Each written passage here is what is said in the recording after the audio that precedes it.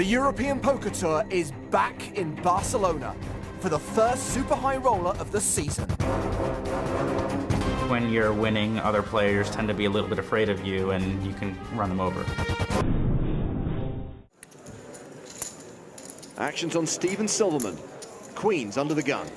Silverman was on the American Poker reality show 2 months, 2 million. It was the highest rated poker reality show in its time slot starring Steve Silverman. He's raised to 15,000. Dan Smith has Queen Jack suited. Dan's in rough shape, but he's got the exact kind of hand you can sometimes crack bigger hands with. He calls. Negreanu's out. As are Bakar and Siever. Ravensbeck will fold the big blind, so we're heads up to the flop. And that flop is Jack, Jack 5, trips for Smith. Hi-ya! Steve's almost always going to bet this because he's almost always going to have the best hand. He does continue for 27,000. I don't think he's folding. Nope. He calls. Dan opts to just calls. There are plenty of hands he could peel a turn with that aren't nearly as strong. 6 of spades on the turn. Smith with a virtual lock on the hand, 98% equity. None of these cards are really saving Silverman. Bets again, 65,000. Now, does Dan raise or just call and go for all his value on the river?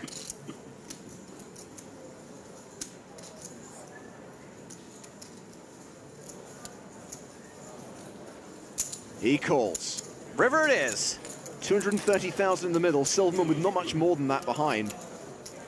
The case jack on the river, quads for Dan Smith. This is just a horrific card for Silverman.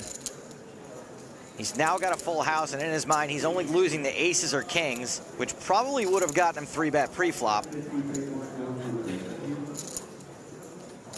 Silverman shoves. Oy. Call. Dan Smith calls. Quick check of the quads. Get in. No kidding. That is just brutal. Steven Silverman eliminated. Good luck, guys. Appreciate that. He folds. Eric Seidel opens from under the gun +1 with ace-queen to 16,000. Dan Smith has kings. Almost always going to see a 3-bet with kings. Not this time, he just calls. Interesting. Dan's not wanting to look too strong, so he just calls. Calling reps a much wider range, and there's always a chance someone gets cute behind you. Heads up to the flop. Quack, quack, quack. Eric will probably continue with what he presumes will be the best hand a big percentage of the time. Dan, of course, flops a full house. Seidel does continue for 18,000. Let's see if Dan continues to play this deceptively by just calling. I think raising here would be a real mistake.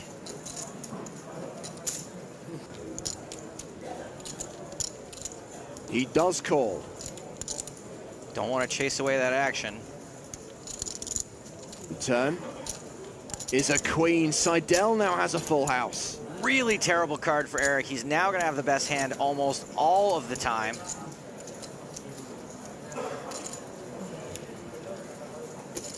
Fires again, 25,000. We know Eric is more likely to call raise here than I am to call an ex-girlfriend after 2 a.m., but does Dan know that?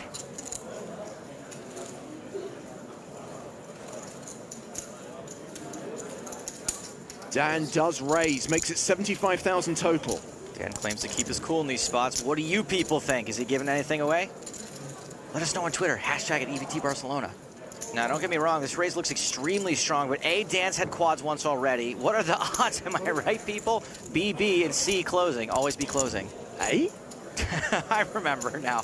Even though that raise looks super strong, there are, in Eric's mind, only 2 hands that are beating him, kings and aces. And what are the odds Dan flatted with those pre-flop?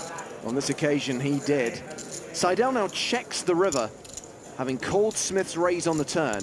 Would have been really sick if a deuce had hit. Dan obviously has to bet again, but he can't be like me when a girl lets me buy her a drink in a bar all eager. That's how you scare him off. 234,000 in the pot. He bets 200,000. This is just a gross spot for Eric, you can tell, because all the liquid just drained from his body. You can't fault him for thinking about this, and you can't fault him if he eventually calls either. You can, however, throw him a parade if he somehow manages to lay this down. This is your run-of-the-mill / incredibly rare cooler crying call. He can't get away from it, he calls. And Smith gets maximum value. Eric Seidel's been getting brutalized by Dan Smith today. Seidel loses 310,000 there. Dan, don't say anything. Don't look at him. He is a legend. I like the way he played that. In all things considered, I think it was really, really good way to play it. Quiet, Daniel. He's right there. So Dan Smith extends his chip lead. He's now playing. He's in the cutoff. And he has pocket aces. Well, if you're looking to be the chip leader, I always recommend picking up aces. I don't know why more players don't do it. It's a no-brainer. He raises to 14,000. Negreanu has jacks. Daniel's been pretty miserable so far today, and it looks like he might get his wish for it all to be coming to an end. I'm going to make it 38,000. I don't want to screw it up and end up That'll be a 3-bet. in potpourri of the mess. Math is hard. Dr. Scalp is out of there. Back on Smith. I'm thinking re-raise. Which will probably induce a shove, which will be called. Okay, good luck. I call. Sure enough. That's good. I was like, whatever, let's just do it. I told you no thinking today, no matter what, I promised. Story checks out. I was happy he raised me. I really was. I wanted to get it in, but not against that. To prepay. I don't think you're allowed to get cute when you have aces. None of that. No jack. Not even close. Negreanu is going to need to see a jack on the turn or river to survive. Aces, huh? Yep. Just the river to come. 2 outs for Daniel Negreanu. Good luck, man. I don't think it's coming anymore. I changed my mind. Insurance? He's in this tournament for 100,000. He's got an amazing record in the super high roller format. He's 3 for 3 so far. Dan Smith. He can do it. Make that 3 for 4. Good luck, man. All right, bud. Good luck, y'all. Folds. Michael Watson, 6-5 suited. Raises, makes it 22K. Eric Seidel has pocket sixes. Likely to see a call. Sure enough, Eric does call. Dan Smith on the button has ace-king. Dan's almost certainly going to 3-bet here, in position with all that action behind him. And don't forget those massive chips. He re-raises to 63,000. Sam Chartier's just joined the feature table. He folds. Simon Ravensbeck also has ace-king. Another ace-king out there. This is going to make things pretty crazy. Ravensbeck 4-bets to 134,000. Watson and Seidel both fold. Now this is a little less exciting now since these two are destined to chop. Smith 5-bets. I'm all in. Ravensbeck moves all in, and Smith calls. This guy Ravensbeck must have some rep considering none of these guys ever appear to be afraid to get it in with him. 96% chance of a chop. No reason to hide that gorge face now. The flop has 2 spades on it, and Smith holds the ace of spades. Backdoor sweat. And there's a spade on the turn. Oh, come on. That would be too gross, right? Anyone else holding spades? I don't want to know. Trust me, neither does Ravensbeck.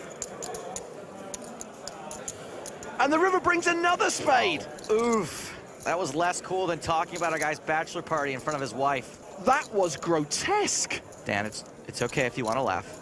Ravensbeck gets 4 flush, and a big stack is taken out by the chip leader, who now has close to 2.8 million, a phenomenal number of chips.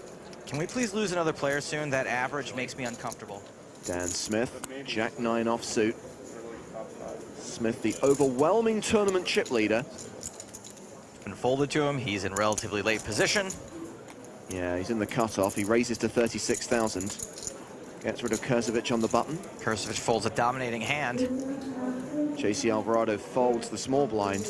Mike McDonald has Jack 10 in the big blind. Also has Smith dominated, but he is out of position.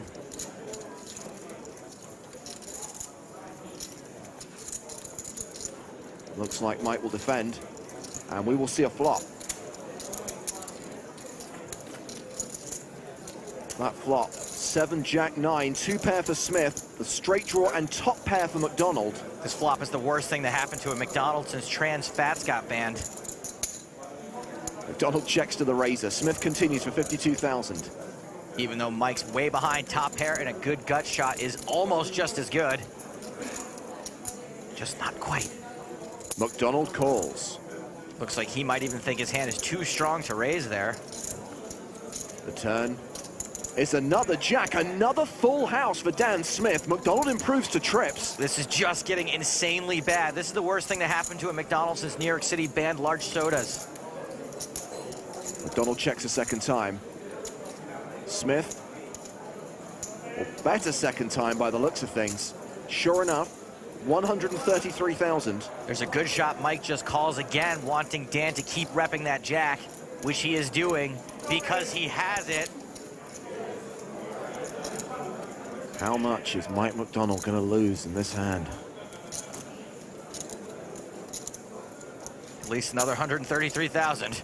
Yeah, he calls, taking us to the river. 462,000 in the pot. No 10 on the river. Smith still good. Let's see how Mike plays this. Does he lead the river and hope for a call? No, he checks the river and hopes for a bet. He's going to get it. He is gonna get it. 371,000. That is a huge bet. Now Mike might be worried Dan's actually got a better jack. This is one of those polarizing bet sizes. Dan's not doing this with most of his non-nut value hands. I call. Mike calls. Whoops. 1.2 million chip pot will slide across to Dan Smith. There's really not much you can do there. You gonna fold 3 jacks? No. Hand was just a cold deck. The worst thing to happen to a McDonald since heart disease. Dan Smith is now playing nearly 3.5 million. He has more than 3 times the tournament average. He's riding the chip train up Cha-Ching Mountain. Programming on the Discovery Channel. Blinds at 8,000, 16,000 with a 2,000 ante. Action has been folded around to Iñat Liviu. The Romanian pro has pocket 10s. And he is raising, makes it 32,000. Ryan Kamaya folds. Steve O'Dwyer will pass the jack 8. Woof. 8-7 suited for JC Alvarado. On the button, yum, yum. If this hand looks delicious, then being in position is like looking at its picture on the menu. Alvarado will call. Litvinov gives up the small blind. Dan Smith in the big blind as Queen 6 suited. Dan's getting good pot odds. A call here would be borderline if he didn't have all the chips in the universe, but he does, so it's totes fine.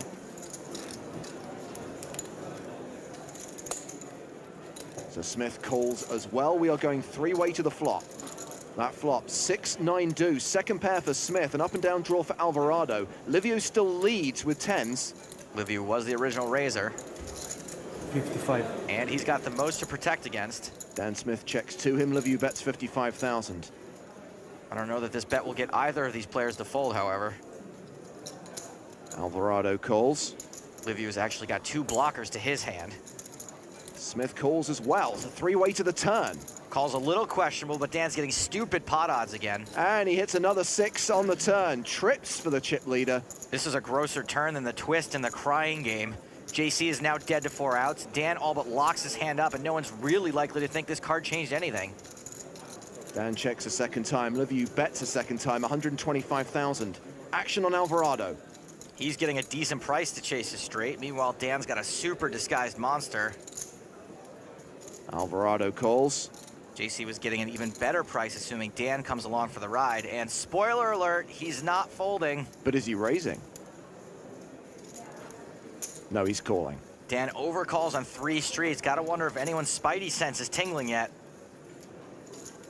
3-way to the river, which is another 6. This is the second time in the tournament that Dan Smith has had quads. The second time today. All pairs now have full houses, just like Liviu over there has got. Smith checks a third time. Liviu now checks as well. Wow, either a very astute player or a guy who's going to lose value a lot of the time. I'm willing to chalk it up to some kind of insane physical read. Alvarado with the